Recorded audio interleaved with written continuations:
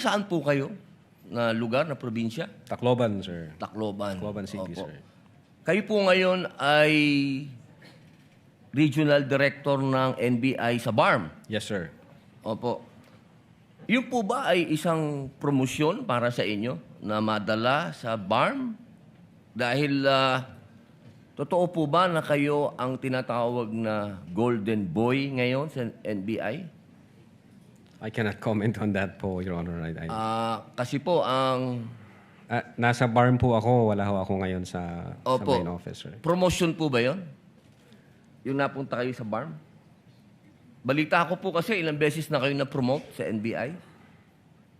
12 years na po kayo no, sa NBI. Yes, sir.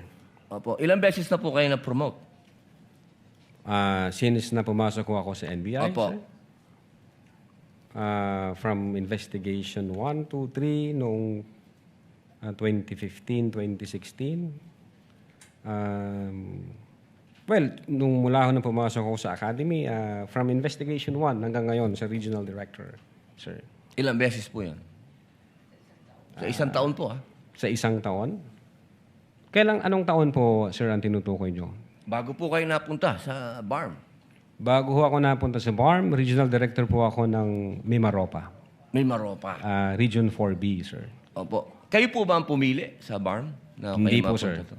In the exigency of service, doon po kami nilalagay kung ano ang tingin ng direktor na makakatulong kami sa Bureau. Bakit po kaya naisip ng direktor na sa BARM po kayo?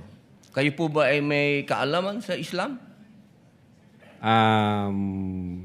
Hindi ko po alam kung ano ang naging basis ng direktor, pero...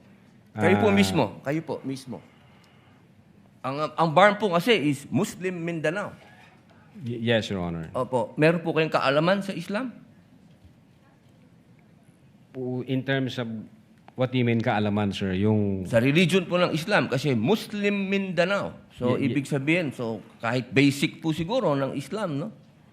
Yes, sir. Kahit naman ho sino pwedeng i-assign kahit saang regional office dito sa Pilipinas.